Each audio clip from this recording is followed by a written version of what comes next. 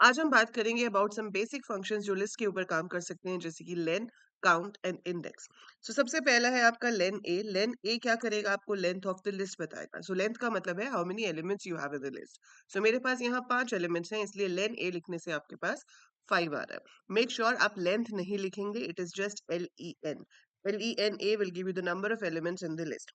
दूसरी चीज है कि अगर मुझे ये पता लगाना है कि एक एलिमेंट लिस्ट में कितनी बार आता है, तो उसके लिए आप काउंट मेथड का यूज करोगे।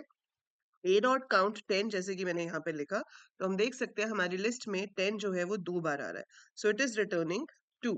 अगर आपका नंबर एक बार आ रहा है जैसे कि आपने 43 पास किया, तो वो आपको 1 रिटर्न कर रहा है because the number is found only once in the list. लेकिन कभी अगर आप एक ऐसा नंबर पास कर दो जो लिस्ट में है ही नहीं, तो वो आपको 0 देगा, राइट। सो काउंट का मतलब है कि जो भी नंबर हम ब्रैकेट में पास कर रहे हैं वो उसको ढूंढेगा और वो कितनी बार आ रहा है वो आपको बताएगा।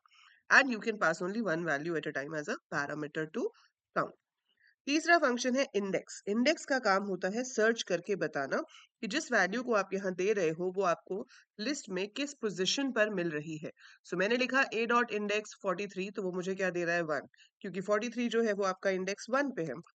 लेकिन अगर मैं यही चीज 10 के साथ करूंगी, तो मेरे पास 2 आएगा, अगली वाली इंडेक्स नहीं आएगी। तो जहां पर फर्स्ट अकरेंस होगी उसकी, जहां पहली बार वो एलिमेंट उसको मिलेगा, वो उस पोजीशन को रिटर्न कर देता है। और अगर बाय चांस आपने ऐसा नंबर दे दिया जो कि है ही नहीं लिस्ट में, तो वैल्यू एरर जनरेट होता है। सो ए डॉट इंडेक्स 50 अगर हम लिख रहे हैं जो कि लिस्ट में नहीं है, it generates a run time error. आपको नाम भी याद रखना है, the name of the error is value error.